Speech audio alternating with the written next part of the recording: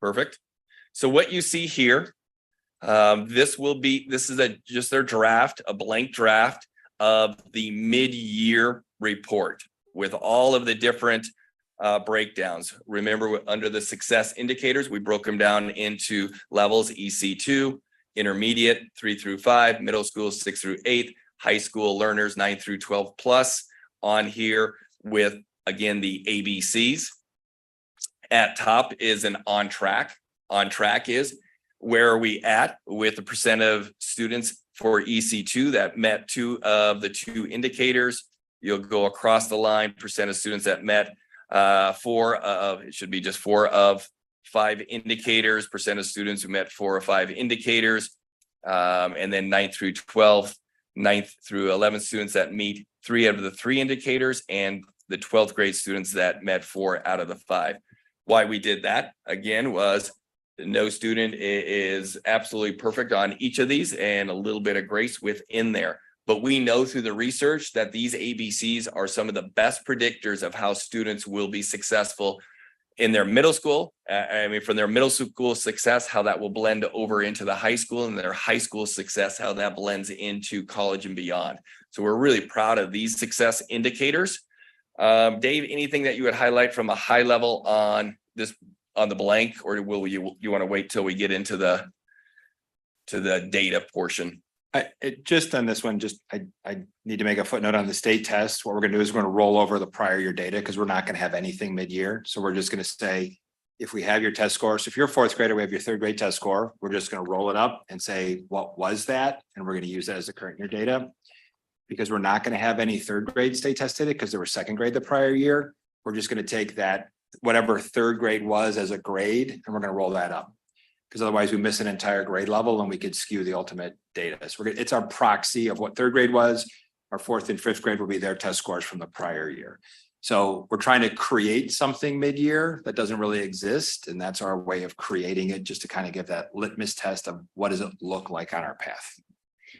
Can you either footnote those types of things, or just have a page that lists the assumptions? That's a great idea. Thank you. We'll make sure that happens. Okay, on the next one. Oh, sorry. Just a quick question. Actually, it's something that Mr. Chazar it made me think about it a little bit. You know, as we have the sub scores from grade 11 for SAT, does it make sense for us to have a spot anywhere on this? So we have a little bit of a year over year comparison from each of those sub scores, where we should have the data. Not everybody will have completed data, but we could have some of the data that we just embed right above the SAT super score stuff from their 12th grade year. And it might be a decent point to say, hey, we are seeing incremental improvement year over year.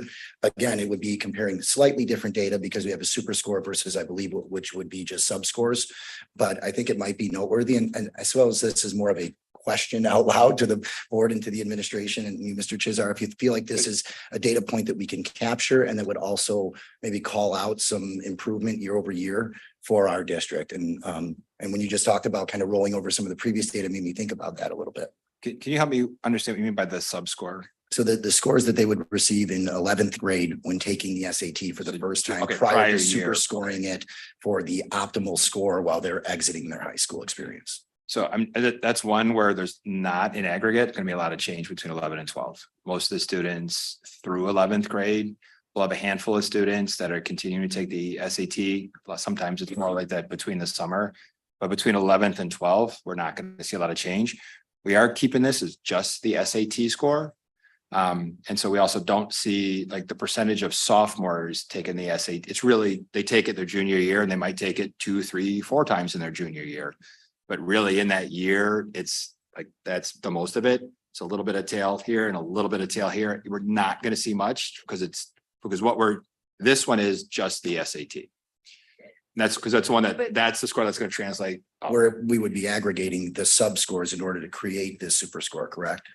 Correct. So we would presumably have that data available to us. And that's why I was just curious, again, food for thought more so than anything. It's a different ask than we've asked for before. And I just wonder if it would be helpful for us to see the improvement. Well, and the seniors, they don't take the SAT, at least through our standard school day. Right. So I think it's a worthwhile point. I would agree. I'm still gonna need some help on this. So I'll see if I understand, because I'm a little confused. So you want to see what our 11th graders are doing, Yes. and then what changes then when they put together the super score. Well, right, so this would basically be like 2 data points reporting, right? So you have if you just take one cohort, their 11th grade SAT score is 1, and then we take the snapshot again, probably I'm guessing in October of their senior year, and you can see that cohort. And then as we start tracking it, we should have 2 years and 2 cohorts tracking through. I think they populate this data it's been a while since I've been in the admissions world, but I believe it's populated on the Illinois report card. Please don't quote me on that exact site, but I think it makes for some decent comparative analytics between us and some of our peer or aspirational districts. We just have another data point to consider. But if most of the board doesn't feel that way. I don't know what it tells us. It tells us the trajectory of growth, because I would hope that they score this way on their junior year, and then they have an entire year with our educators getting ready. Maybe they're taking the test a few more times or whatever, and then we can take a snapshot their senior year, because really what matters in large part is the junior year and how they perform, really. So I think making sure that if we were to do that we would, very similar to a prior conversation, because that number of students taking in their senior year is significantly reduced. I mean, we're talking, it's a small number of students who are taking that test in their senior year. So we need to make sure that we grab that data. So I'm making up a number, 200 students who took this overall. It's less than that. Okay, so just so we know that it's not I can see taking the 11th grade number, and that's our number, and then at a different time saying, okay, another 42 students took it in their senior year. This is their total combined super score for that group at the end of their 12th grade year. Is that what I'm hearing? Yeah, and I don't know what off the cuff, I would think the right snapshot, we do it in October as a district, so I would use the junior October SAT performance, and I'd look again in October for the senior population and then the new junior population. So And I don't know, we'd have to look at the data. To your point, there may be such a small number that maybe, We just live with 11th grade. yeah, So we're also not looking for monthly updates on this, right? No. It could be a No. mid-year and then an annual review, because presumably the data would change from first semester to second semester in that junior year, to your point of multiple students taking the exam multiple times in an effort to adjust their super score. So I have anecdotal data of that score dramatically increasing within my household. for sure. And from one year to the next. So I would be interested to see that myself.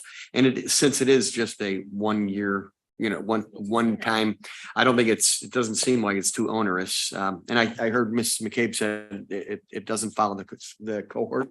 Right. It's and that's true, I guess, but in one sense that becomes the cohort then. So and it's a cohort that then we can follow. And I think it's a maybe a minor piece of data, but I think it's a valuable piece of data. So are we talking the same cohort, their 12th grade data, and then their 11th grade data? As far as the grade, yes, but to your point. So let's just take this year, 2024, the 2024 12th graders, and then the 2024 12th graders, when they were in 11th grade in 23, that's the other data point. Okay. mid-year So- changes that would be significant as well, right? What's that? Or mid-year changes that would be significant in that 11th grade as well. Because there could potentially be significant changes in the score. if This is they're gonna come out attempting to- mid-year in December, so we'll have every date up to that point that we have, and then we'll do it again at the end of the year, all we have up to that point. We could put it on there and see it. Yeah. As a I- district in aggregate, it's gonna be. I think it's an opportunity to look at it, see if it's helpful for the Yeah. board in the long run. So I I think the I have a point couple of that concerns here about this SAT 1080 super score. If 100% of our students have a super score of 1080, we don't get anywhere close to the 1250 that we adopted last November at a mean score level. So we could move everybody to 1080. Some people would move backwards, some people would move forward. The way the measure is shown today, it's the percentage of students who have achieved a super score of 1080. How do we keep track of the fact that we have a 1250 mean score goal that we adopted in November? When I look at a measure like this, it doesn't tell us whether or not we'll get there.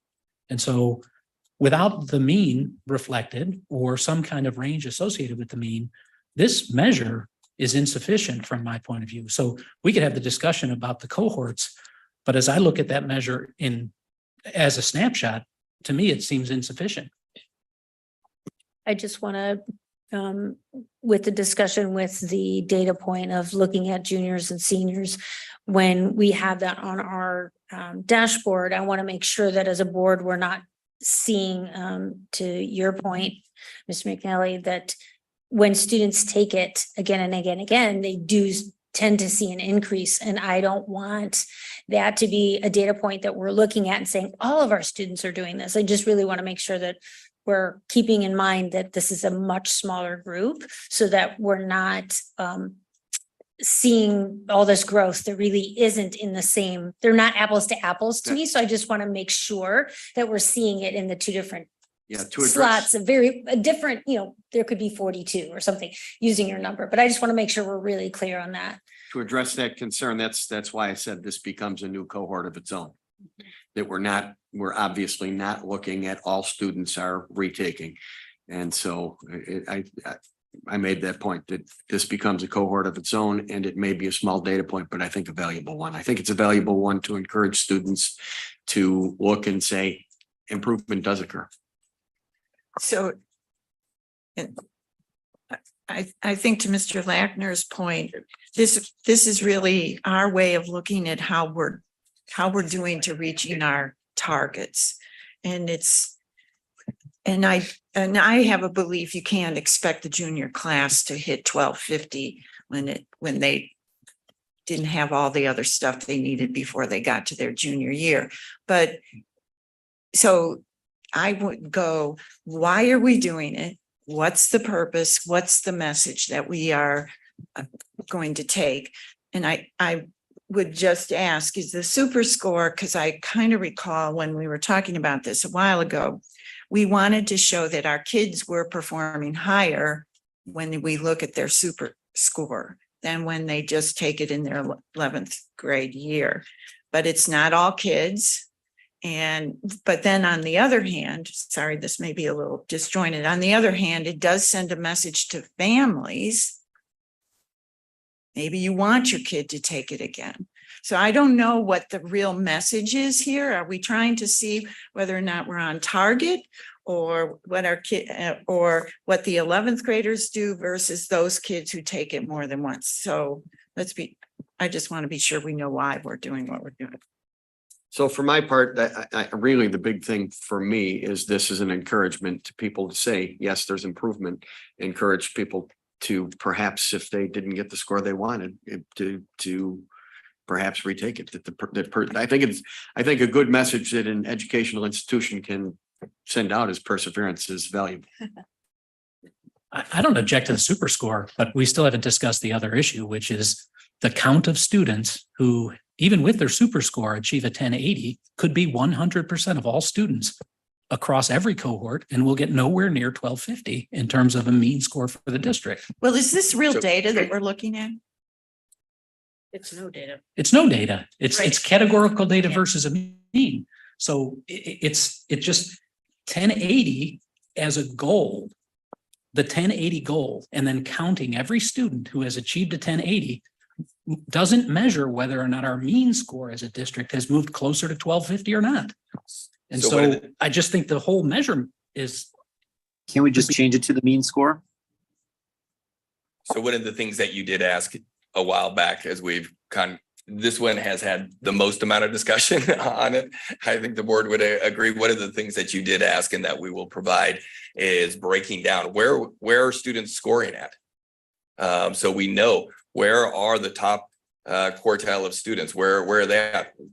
So when we look across the board, that we have that better sense broken down, which I think would be even more meaningful than just a mean score. So you see those different categories and you see the percentages within each of those groupings to say, oh boy, we've got 3/4 going this direction, but I still have a chunk of students who are in this area over here, which is maybe in the lower 900s or something along those lines. So that's a piece that will be reported out on this document. I think that what I'm hearing from Mr. Lackner, I think the concern is the threshold. And that we could have everyone to the far right in the 100th percentile at 1080. So is the threshold or what? Too low. We don't. Yeah, So you're looking currently at a blank one. I'll tell you right now, 54% of our students are meeting the 1080. So we have another one for you. This was, remember what we're trying to do here. We're trying to go through this, make sure everybody understood. And then the next slide, we're going to give you some data. How about we do that? Well, I'm sorry, I just want to be sure I'm clear. I think what you're saying is 1080 is too low. Because if a kid gets a 1250, they're going to be in the 1080. And we won't know how many kids We will. But you will with these percentiles. And I think at least for me, the missing piece was where we're at today, and that 54% is meeting. So we have some ways to go. Yeah. So let's 54% are meeting 1080. So if you or think of above. It doesn't say above, but I know that's what you're saying, but we don't know how many are. I know. So that was the last thing that I said to Mr. Lackner, that he has been consistently advocating for. I'll give him that we will have that breakdown for the board. So you can see what is the percentage of our top scoring students and broken down in that category. So if we switched slides. So on that point, just that I would encourage in all test reporting, I think we need to do this. I think we need to give those, not simply the mean, not simply this number met this, but where were we above and below that? Yeah, I think that's we've got very that. important. We've got that coming to you. Okay, one more slide, Pedro.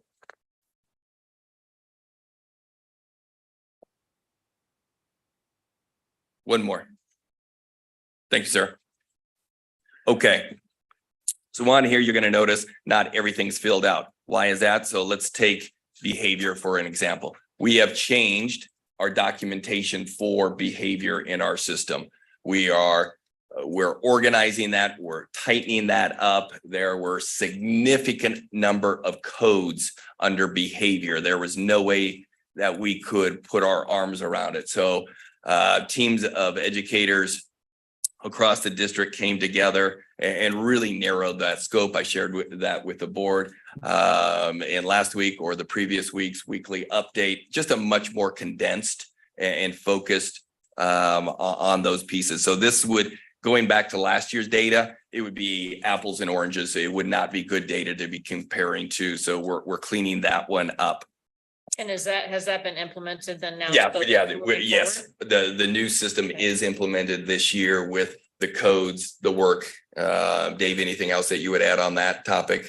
Yeah, I mean, if you go back to the monthly dashboard, that's on there. And right now we're essentially, I think we have less than 10 students is what I can say that have hit the threshold, but that's on the new dashboard that's been implemented. Schools are doing a nice job with that. Yeah, please. 2025 school year. What is that? 25 to 26 school year for on the left? What am I these looking at? things that are going to be implemented. Oh, yes, the common formative assessments, as we spoke last week at the PLC meetings, those common formative assessments that our educators are making. Right. Those pieces will be implemented the following year. So we have that consistency across the board in our English and math. So 24, 25. 24, 25. Thank you. Okay. Thank you. Thank you for that. So again, attendance. I want to give a shout out to everybody who's really worked hard on attendance. We did a lot of that work last year. We're cleaning up our attendance and making sure that we're consistent across our across the board. Sense of belonging. Dave, I'm going to let you talk about this a little bit. We are going to continue the theme of the pulse survey, but we're going to do that with our sense of belonging. Dave, you want to talk a little bit more? Sure.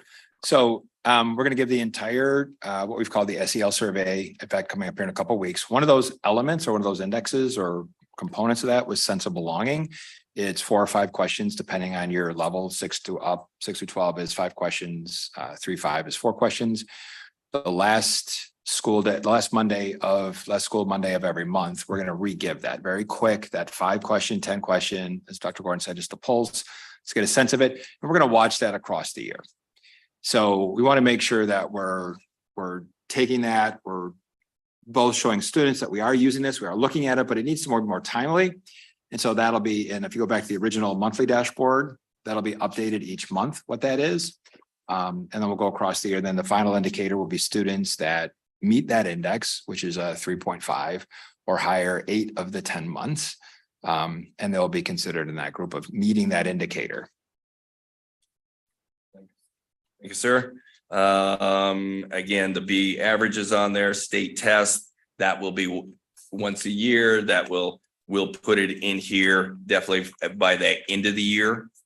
Success indicators, the whole document will be filled in. And then down below, you see the grade 12 students only or early college credit. We'll be tracking that. Dave, myself and others are working on the industry credentials. We're trying to tighten that definition up and what does that look like for us? But we find this to be an incredibly important one. As I talk to the board, maybe in a weekly update, but my visit to Fox Valley, there is incredible work occurring out there and our students are receiving certificates out there, meaningful career, living wage jobs that our students are walking out of the Fox Valley with, going into nursing programs, going into fire, into working around electrician work, journeyman work there. So some really good pieces, but we're going to tighten that piece up a little bit. And then as we go into the SAT 1080, that should be at 54%. Dave saw it again last week. He knew there was something a little funky about it. So he and his team went in and the actual percent is 54% of students meeting a 1080 or better on that. Dave, anything on that you would want to add to? Yeah, no, we've got the definition sheet. We were missing our early graduates and then we were double counting certain 12th graders that roll. So we just cleaned it up. We went back and rebuilt our data sets. We want to make sure we have these rules applied correctly. So that one's on me. We just had a formula that wasn't working right, but we didn't notice that and it is fixed. It is a 54. So one of the pieces that we will add though, once we have the SAT scores to you, is the appendix that I spoke to you about. That will break that down. So the board has a clean understanding of where our kids are actually at within different categories. One minor ask that I have as I look through these charts, when utilizing a bar graph, especially when some of these X or Y axis scales are pretty large values, I think it would be helpful, at least for me. I'm having a tough time seeing, is that 48%? Is that 46% on the graph? And so if we could maybe just call out the numerical value within that bar, and then we'd be able to see what type of percent changes we would have year over year. I know that most graphing programs will allow you to embed the number right in there. So that's I'm good. just kind of blind and I couldn't see it. So. Yeah, you're good. You're good. Anything that help?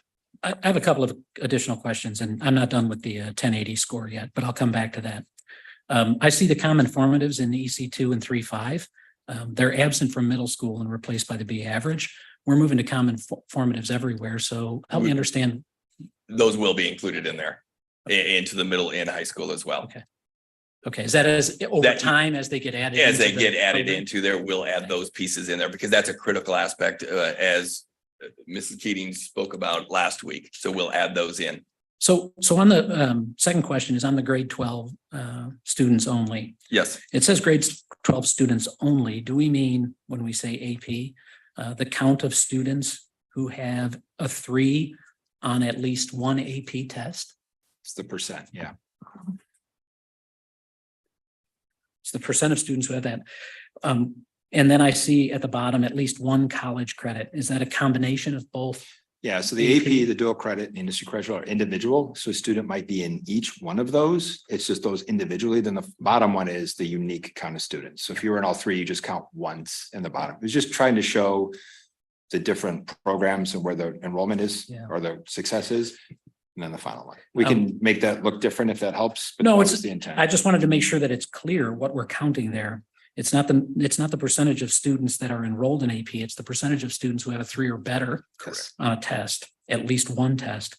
One of the things that I'm concerned about, we had a long conversation in L&T about the potential for AP pre-calc as a layer in math. We have a lot of AP classes.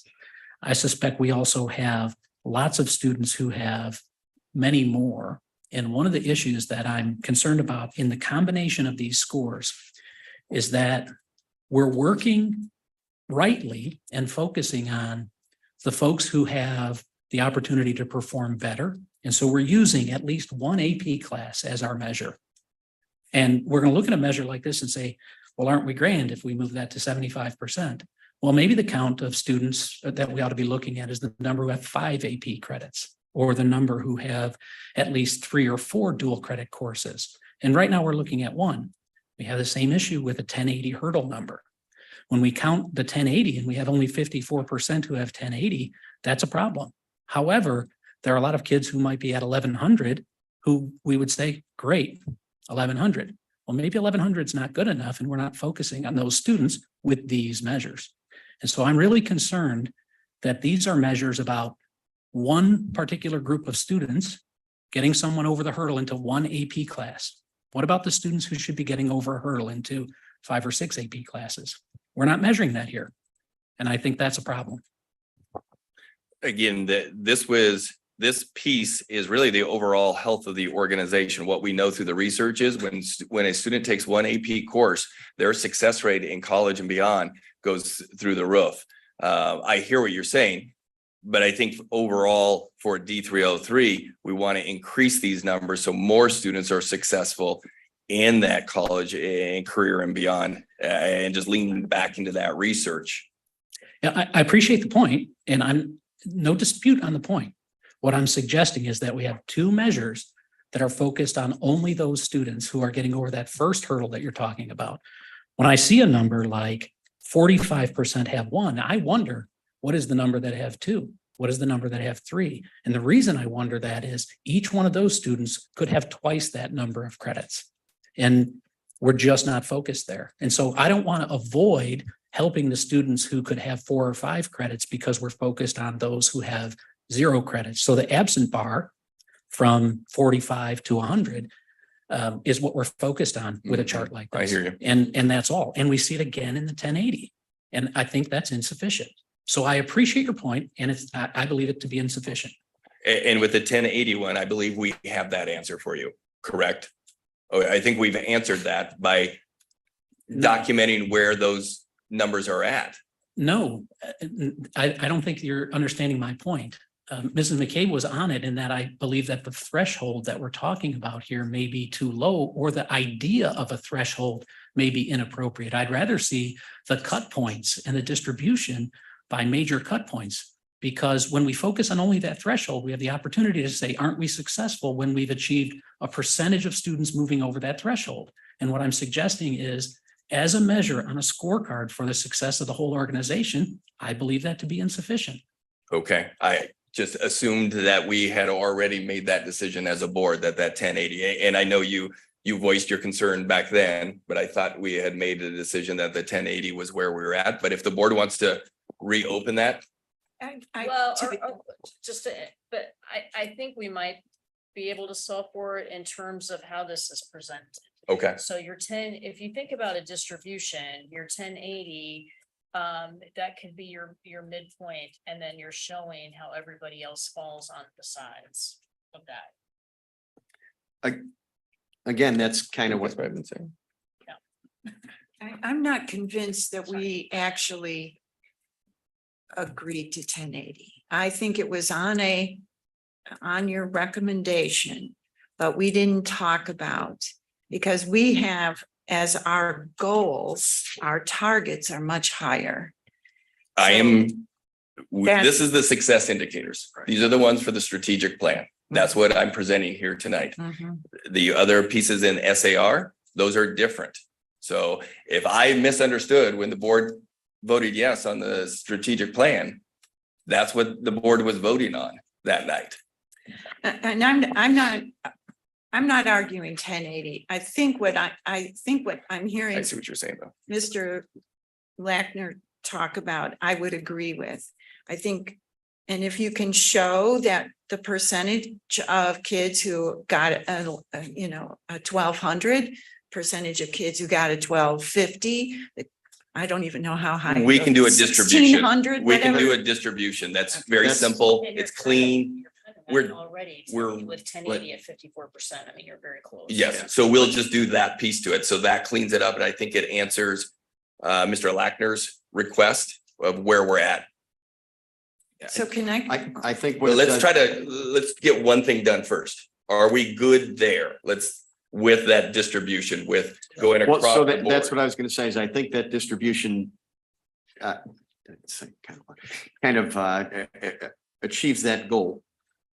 And again, I'm always for more data. I think that does achieve that goal of providing the information of kind of where our mean is. I think that's just another data point that can be put on there. That's Okay, where so is we'll our- do that. Well, I'll leave it at that. I mean, I just tell you what. These are the high level students that achieve X number of these. And then we can do click throughs or something where I have this box down here and then I've got more detail. I mean, this is what I'm hearing, like this is here. Now I want to see more detail. Give me more detail about it and we can start adding things to it.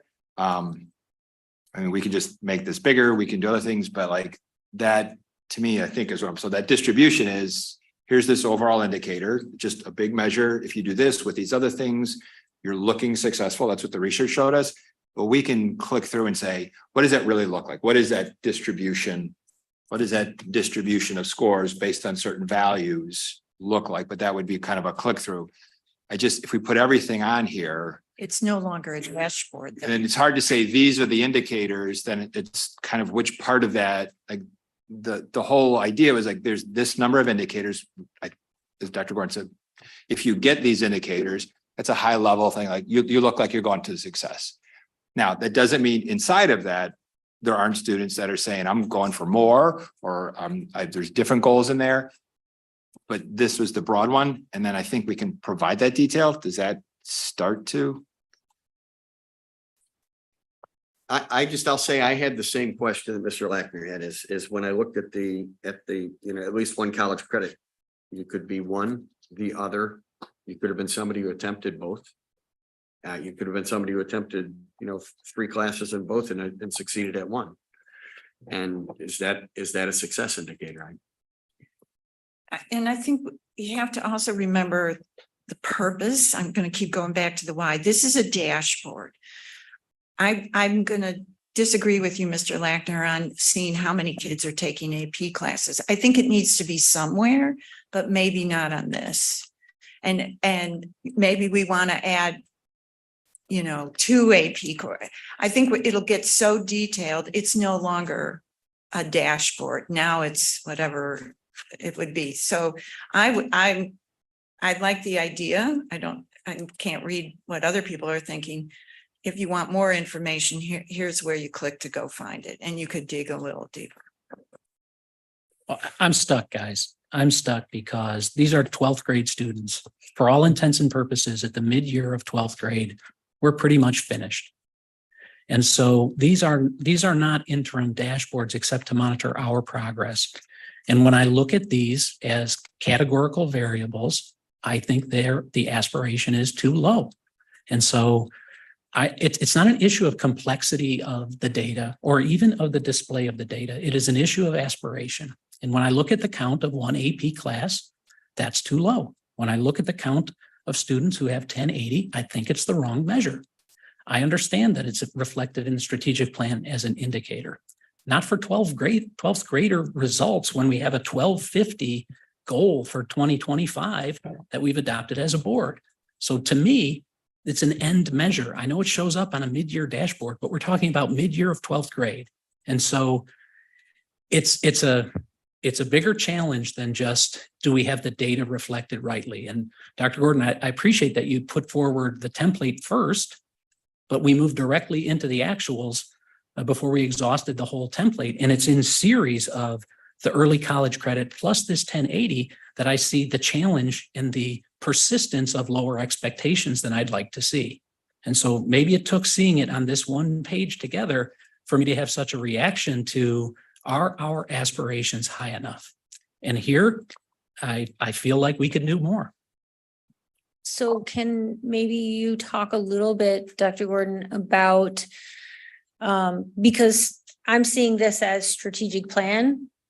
That's what this is, as opposed to where are we as a district? What are we doing? There are two different sets of goals here. And I think maybe that is getting lost to confusion. Could you address that specifically? Because maybe I'm misunderstanding it.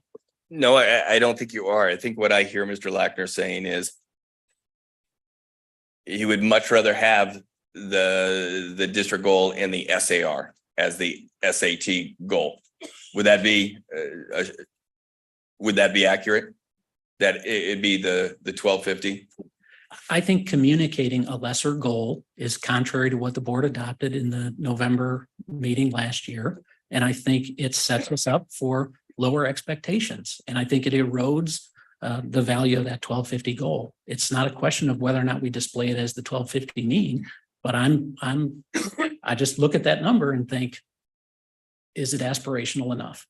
Okay, so Ms. Bell, you're correct. I mean, they're two different measuring points, but if the board so chooses to change it to a more aspirational number, we would still have it on a distribution.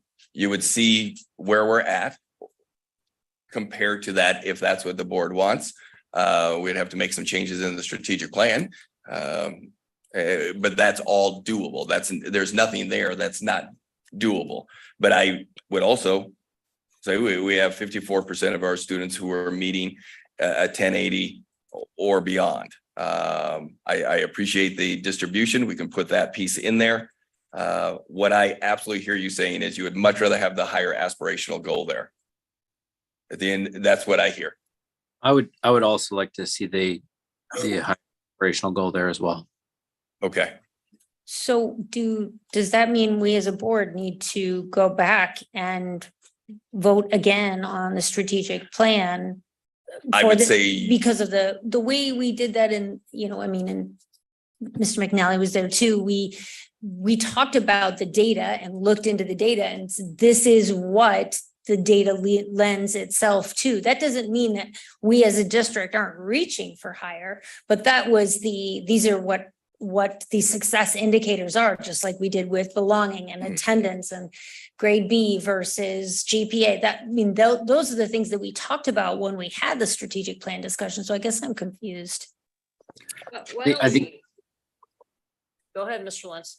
I think part of the discussion with the strategic plan is that it wouldn't overwrite the previous goals set by the board, right? And I'm with Mr. Lackner. As I'd like to see the better goal displayed on the success indicators. Whether or not we need to go back and amend it, like I don't know if this is something to footnote or put it in here, right? But I think that the higher goal is something that's better served on this. Okay, so here's what I would propose to move us forward in this topic and also in the meeting tonight is let's find a time when as a board we can reconvene and look at this in comparison to the strategic plan and see where we might need some revisions, if any, and then if we need to amend something, we can do so by vote. Okay. I would suggest we don't need to re-vote on the entire strategic plan. As was suggested, we need to vote on a revision of one small portion of the. Right, whatever the amendment might be. Right. Mhm. Okay. Are there any other amendments that we're going to be bringing back? Because I would like to have that tonight. So if Mr. Lackner's other suggestion around AP, I want that tonight. because I don't want to come back again. We've got to set these so we can, I would moving include those, I would include those two. For sure. The other thing from my standpoint, I would not let that piece deter anything else on here. absolutely not, but I don't want to come back to another meeting and do this again. Well, I have a question about attendance. The AP point is well taken because this has been a point that I've emphasized a couple of times, whether we're, populating data that's saying one student, they may have attempted 5 AP classes and passed 1, right? So it's slightly misleading where it begs further questions about the data. So that's the challenge that I've had with it, whether it be our school profiles where we populate the data that way, 56% of students are making up an arbitrary percentage, passes at least 1 exam. And it begs the question, okay, how many did they take? What was the mean, median, and mode? And so long as that information is available in a student achievement report, I'm pretty good with that because I guess this is supposed to be a snapshot of where we currently are. But the population of that particular data point has been a pain point for me for a while because it only opens up more questions for me about how many exams, right? We're not mean, median, and mode, and I'm not even saying that necessarily needs to be in this window, but we haven't populated that to my knowledge based off of by exam, which is going to let us know about the performance of the students within the exam. And your point is well taken as well about students earning college credit and that helping them to be successful later on. I just think that when the data is populated like this, I have more questions about the graph than the graph can answer. And this is goes all the way back to the presentation of AP data. And so that's one of the things that's been a concern. In the past, we had a way we presented it for a long time. We deviated from that. And I think that it's time that we go back to pre-COVID days, look at how that data was presented and present it that way again. I would just disagree with that statement because we brought this to the board. We brought this to the learning teaching meeting. We brought it to the full board for explanation to make sure that we had the SAR the way the board wanted. And all feedback from last year's SAR was very positive about how we presented that data.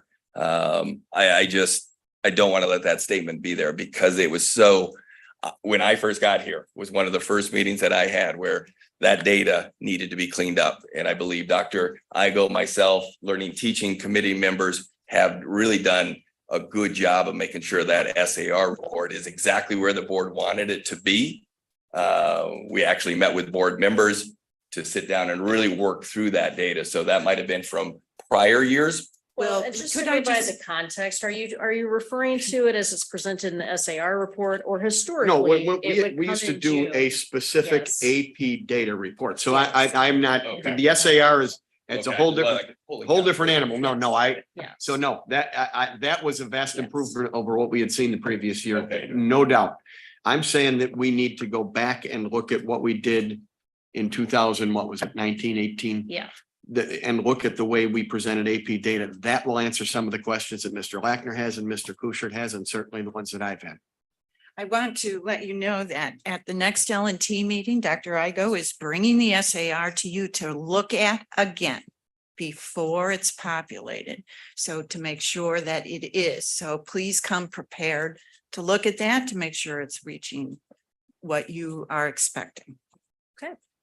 I have a question about attendance, just to be, this is, David, this is actual data. Yes. Yeah. So remember, when we have a very small window of time, because this is, it's just the amount of time students have been in school, if they missed one day, you don't hit the 95%. Okay. So one day, pretty low. I think what this will do for the board over time is start asking, all good data should lead to more questions as it does with this board. So I believe what we will be seeing is you're going to be seeing some trends at different points in the year where we're going to see a significant decline in numbers. We've already put it in the weekly update. Our parents see it all the time around attendance matters. We're talking to our students, to our parents about being in school matters. Taking a day here, a day there, a day there really does impact that percentage. So I think I'm glad you brought that up because it doesn't feel like, well, this couldn't be real data. No, it is. It's really low. We're not even above 50% of our students who have a 95 who've not missed one day. But it will be undoubtedly, this data will move to the right direction because you'll have a larger end size of Correct. potential days for them to attend. The point you made, if they've missed 2 days already, they're going to be nowhere near that 95% attendance. Correct. I'm sorry. This is end of year 23. End of the year from last year. Yeah, 95%. Not 90%, 95%. This is the end of year last year. So let me just ask a question so I understand that I'm reading this correctly. Take 9 to 12, for example. You're saying this is the 0 to 100, that's percentage, obviously not number of students, right? It's not 50, less than 50 students had 95%? Yeah. Or are you saying it's less than 50%? Less than 50% had 95. That's about 8 days. And that's for the whole school So as year? soon as a student misses, now that is, it's based on the number of enrollment days, it's 5%. But as soon as, if you were there for the full year, you miss 8 days, you're essentially tracking under 95%. Okay, I just want to make sure I was reading it correctly. Okay, thank you. So just to close out on Dr. Gordon's question, are there any other items that we are looking forward to discussing outside of the 2 grade 12 items highlighted in green, the early college credit and the SAT? Okay, so I think that closes that out. All right. I appreciate it. Okay. Now moving to item 9 on the agenda, which is our consent agenda. Can I have a motion to approve the consent agenda, items 9A through 9L? So moved. Thank you, Mr. McNally. Is there a second? Second. Okay, thank you, Mr. Lentz. Is there any discussion at this time? Okay, Ms. Marsan, would you please take the roll call vote? Yes, Mr. Kuschert, Yes. Mr. Lackner, Yes. Mr. Lentz, Yes. Mrs. McCabe, Yes. Mr. McNally, Yes. Mrs. Bell. Yes. And Mrs. Fairgrave. Yes, motion passes 7-0. Moving to section 10 on the agenda, which is for action. Item A, adoption of fiscal year 2023 to 2024 Community Union School District 303 budget. Can I have a motion to approve fiscal year 2023 through 2024 Community Union School District 303 budget? So moved. Thank you. Second. Thank you, Mrs. McCabe and Mr. Kuschert for the second. Is there any discussion at this time? Okay, Ms. Marsan, would you please take the roll call vote? Mr. Lackner, Yes. Mr. Lentz, Yes. Mrs. McCabe, Yes. Mr. McNally, Yes. Mrs. Bell. Yes. Mr. Kuschert, Yes. Mrs. Fairgrave. Yes, motion passes 7-0. Item B, adoption of fiscal year 2023 through 2024 Mid-Valley Special Education Cooperative Budget. Can I have a motion to approve fiscal year 2023 through 2024 Mid-Valley Special Education Cooperative Budget? So moved. Thank you, Mrs. Bell. Is there a second? Second. Thank you, Mr. Lackner. Any discussion at this time? Okay, Ms. Marsan, please take the roll call vote. Mr. Lentz, Yes. Mrs. McCabe, Yes. Mr. McNally, Yes. Mrs. Bell, Yes. Mr. Kuschert, Yes. Mr. Lackner, Yes. Mrs. Fairgrave. Yes, motion passes 7-0. Item C, long-term debt. Can I have a motion to approve the issuance of long-term debt in July 2024 to pay for construction projects planned and approved for the summer of 2024 and for the summer of 2025? So moved. Thank you, Mrs. Bell. Is there a second? Second. Thank you, Mrs. McCabe. Any discussion at this time? I just had a brief question for clarification. I was unfortunately not able to attend the business services meeting where we discussed some of these scenarios. I did listen to the presentation and the communication that we had.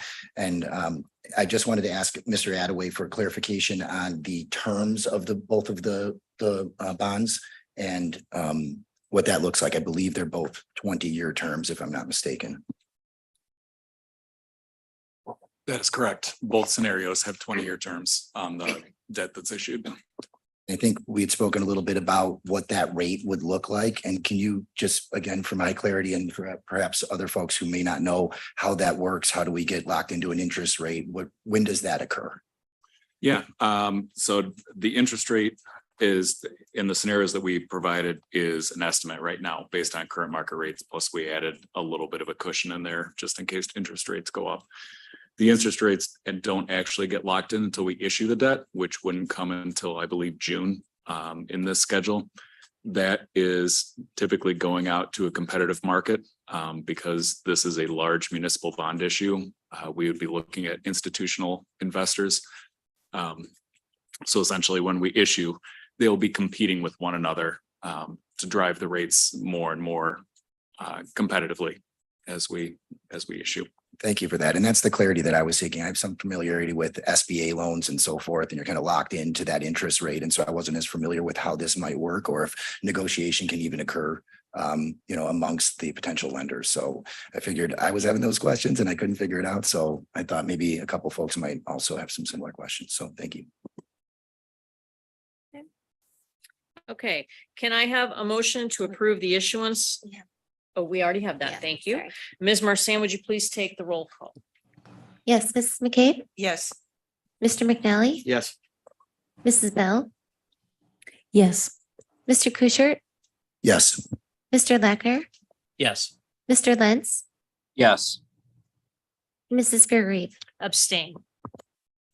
Motion passes with 6 yes and 1 abstain. Moving to section 11, which is for information, we do have primarily our standing for information items that are included in each of your packets. We have the District 303 financial report, the Mid-Valley financial report, our Freedom of Information Act requests, district enrollment, and we have the annual 2023 administrator and teacher salary and benefit report. To item 12, new business. Do any board members have new business that they would like to introduce at this time? Okay. Do we have any citizen comments? Thank you. There are no citizen comments at this time.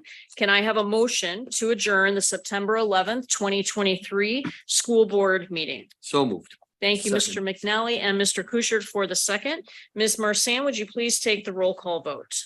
Mr. McNally, Yes. Mrs. Bell, Yes. Mr. Kuschert, Yes. Mr. Lackner, Yes. Mr. Lentz, Yes. Mrs. McCabe, Yes. Mrs. Fairgrave. Yes, motion passes 7-0, and the meeting is adjourned at 7:38 PM. Yeah, sign something. So. Thank you. Mrs. Bell